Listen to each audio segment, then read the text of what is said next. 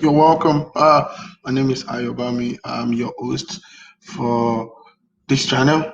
This is Football with Kema, and on this channel, this is what we do. We run commentary and analysis of A-League matches. I'm your host Ayobami, and this is Football with Kema. Today, we're doing Newcastle Jets versus Western Sydney Wanderers. It was one awesome match. It ended in the favor of um, the Sydney Wanderers. It ended 2-1. It was a lovely game, and let's just run along as we run the commentary, and we see how the teams set up and how they played, what led to the goals, and all these type of things. So you're welcome to my channel, and let's get cracking.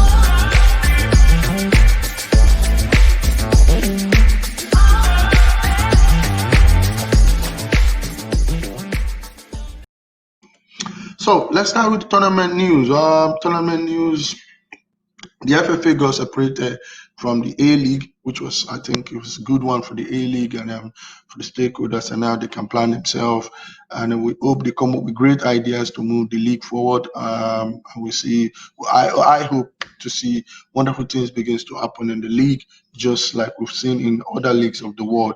And also this week, the FFA also submitted a white paper to establish a domestic transfer system, which the Australian League didn't have that before. And I'm so happy that this is happening now. At least clubs can now develop players and really invest, and will be able to recoup their money back as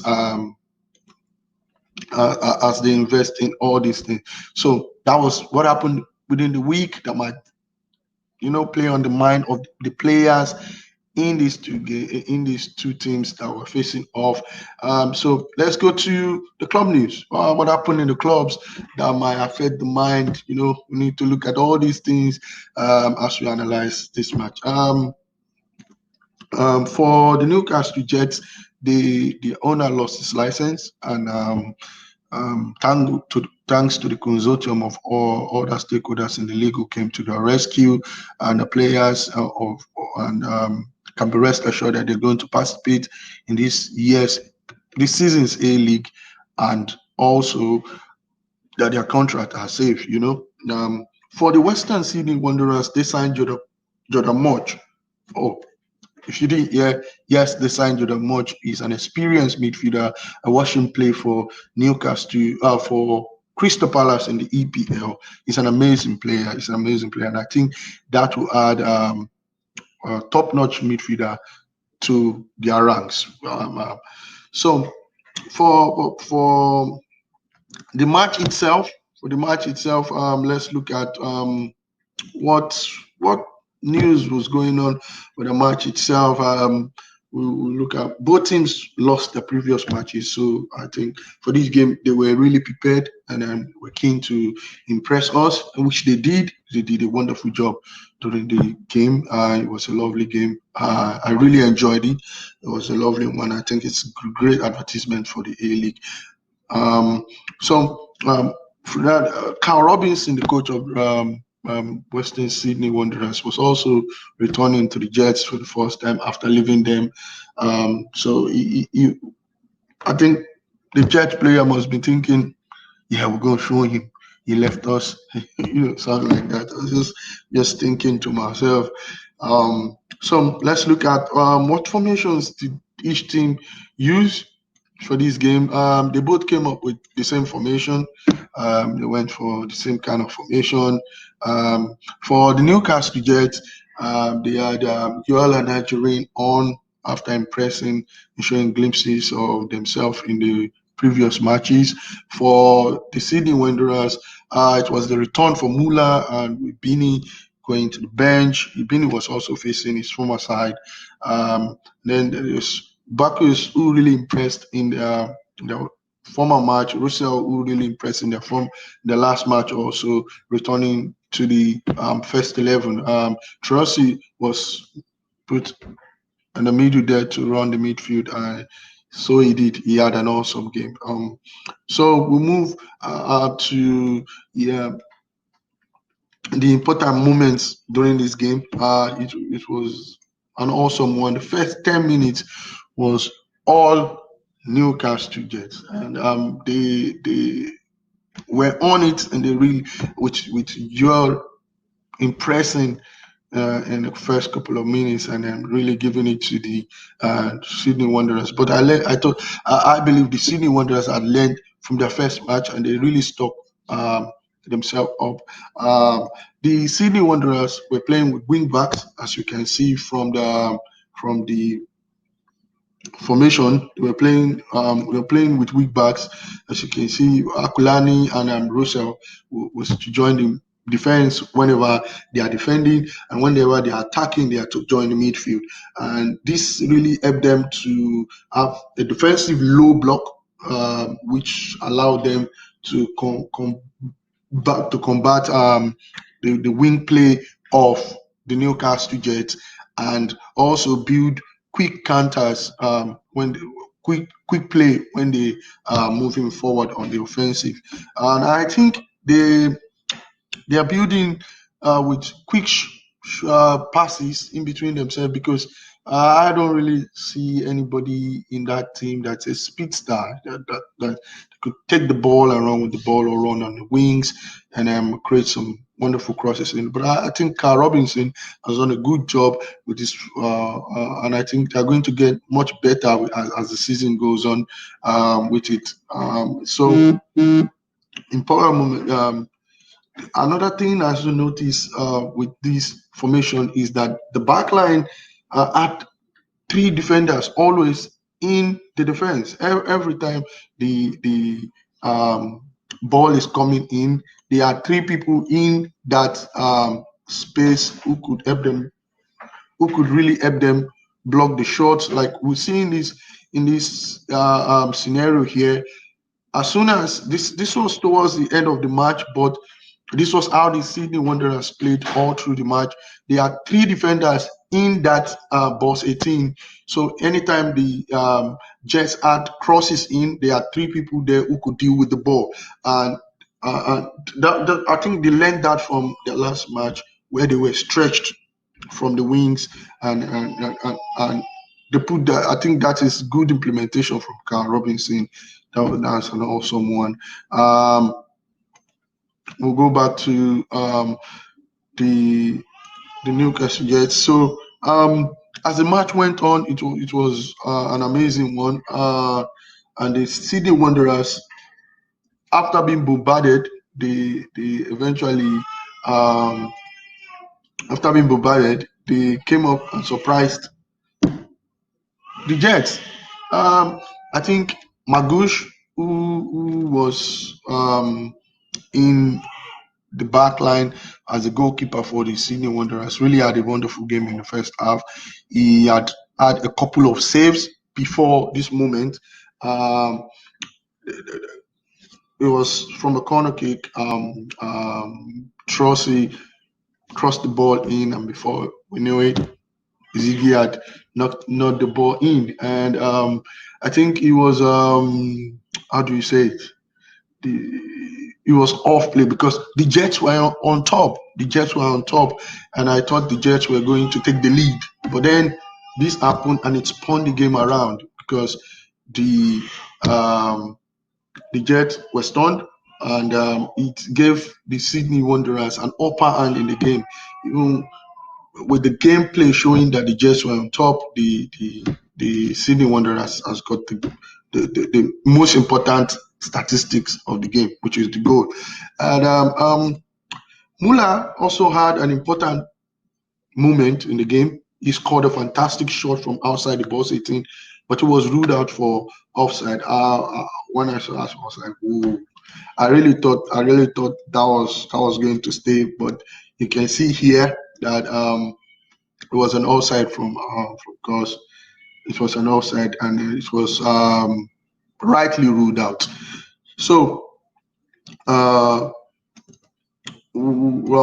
also Muller in the game was dropping deep to help his team when they are doing the build up. The same thing Ibini did when he came on, and I think that was fantastic. So every time I kept seeing him back, I was wondering, why was he always coming back to help the team out there. But I then realized with the way the team was set up for quick passes and quick short passes between them to build up their play.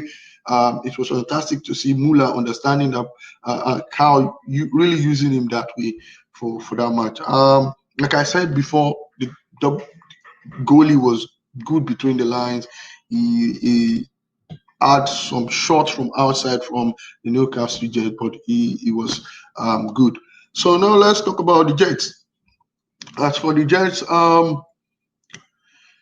they also set up like the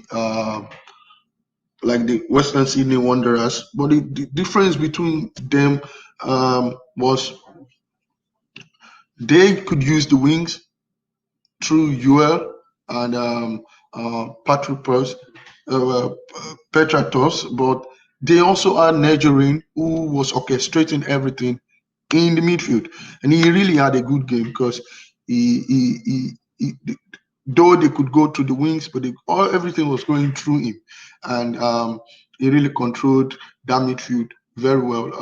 I like the way I was impressed with the coordination of the Jets. I think they had a very good game. I think they were unlucky to have lost this game.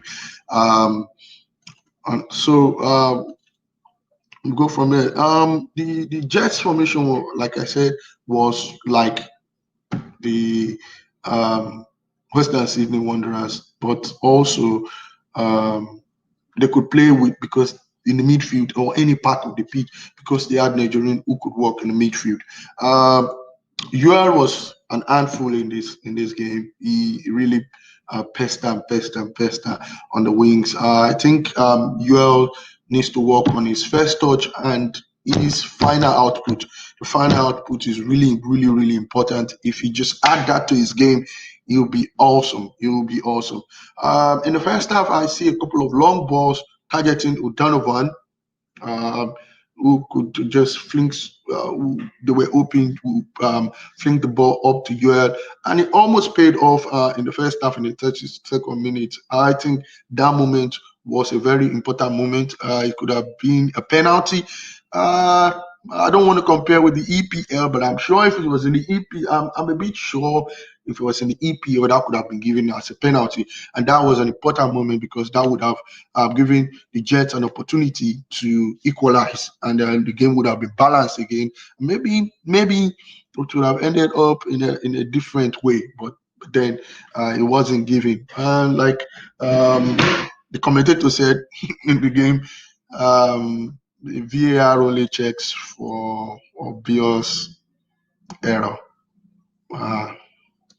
I think this one was pretty obvious. But let's move on. The Jets' second goal came from them committing people to the midfield, to more to the attack. As you will see in here, you see that as soon as they get the ball from the back, that Jorin is up front.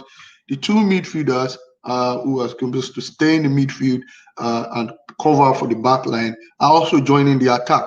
And as soon as they lose the ball in the midfield, it leaves a gap opening in the midfield, which allowed for quick passes for the Sydney Wanderers. And this led to the Sydney Wanderers usually use these tactics very well with quick play, quick forward play to their strikers up front, and they were successful with Russell getting the second goal. And I thought when this happened that the Newcastle Jets were going to change the way they play, but they didn't change. I think they still stuck with the pattern of playing. I think it suits them. But that's the only weakness I could see with their play, because they really start committing people forward. As you can see here, they have the two strikers up front. They are Nigerian, who's wearing the red boots. But then, as soon as they get the ball from the wings, their midfielders, you see, the second midfielder is already in the second half is already in the other half of the opponent, and they're committing people forward every time. So another thing I noticed is after going 2-0 down, due to the variety of play that the Newcastle Jets were offering, they were good on the wings. They were pestering through the midfield through Nigerian, who was having an awesome game. They could. I believe the Western Sydney Wanderers midfielders had the hand full with him. They eventually scored because the Sydney Wanderers were committing fouls close, and I think maybe that's also one of the reasons why the Newcastle Jets were playing the way they were playing, using the wings and also using the midfield um, through Nigerian to get the Western Sydney Wanderers to commit, and so they could have set pieces that they could use to convert goals. But they got one, which Bogart, who is a defender, converted. Um, it was a good one. The ability of the Jets to use both flanks and midfield through Nigerian men they could command in attack in any part of the game. This ability of them actually made sure that they dominated. They dominated the match. They were the ones leading. The Western Sydney Wanderers were the ones reacting. But I will also give it to this Western Sydney Wanderers that they reacted really well. They reacted really well when um, the Newcastle Jet had the ball. The Western the Western Sydney Wanderers really covered themselves very well. Like you can see in this one, they covered the defense properly. They had enough numbers the back, and when Ibini was on, he was doing good defensive work. I was impressed with him. You could see here also that they had good numbers down at the back, the three back line, and they had good numbers in the midfield to cover for their defense. Um, we so that is how the match went, and though the Newcastle Jet lost this game by a game go to 2, but they had a very nice game. I was impressed with Donovan. I think Yeboah did very well when he came on also, um, with the helping up front with the uh, Western Sydney Wanderers. Uh, uh, like Ibini had a wonderful chance in the 78th minute. I think he should have, if he had taken that one, there would have been a good, big soccer punch to the Jets, but that didn't happen. He scuffed his line. Uh, so that was all that happened in this game. Russell scored. Ziggy Gordon scored, but I'm a bit worried for the Sydney Wanderers strikers because I think in the final third, they are not holding the play very well. See, in this instance, they were able to be caught offside easily due to an eye line from the Jets. In this play here, you can see the Jets, whenever they are attacking, the Sydney Wanderers are attacking from a long ball, they tend to move the line up. Like I said, they were playing a back three with wing backs. If you look at this is 5 players at the back, which are the 2 on the side are wing backs, and the 3 in the middle there are for the Jets are the defenders. And if you see in the midfield area, they had the 3 midfielders with Nigerian in the red boot, staying there in case there's a bounce off and then they can attack. It was really a nice setup, and the Newcastle Jets really used this setup, but didn't get the final shot. For the Sydney Wanderers, I think the reason why the other teams are playing high line against them is they don't really have a speed star among their front line. Um, but I think that is why Carl has also made sure that they play very good, quick um, short passes to build up their play and their offense. They're reacting very well so far to the matches, and I'm saying I'm impressed, but I believe they could do more. They could do more. Hopefully, you've enjoyed this time with me. My name is Ayobami. You can follow me on Facebook and on Instagram with the same name, Football with Kema, and FKema on FKMA on Twitter. And just if you have comment about what you've heard from this match, how I can improve, please help me improve. I'm enjoying the A League, and I hope you enjoy it with me. Uh, Thank you very much. This is the end of the stuff. I'm looking forward to the match tomorrow, which is um, the Mercato match. So please follow on. Please follow us. That's I really want your support. Please follow. Thank you very much. Thank you. Signing out.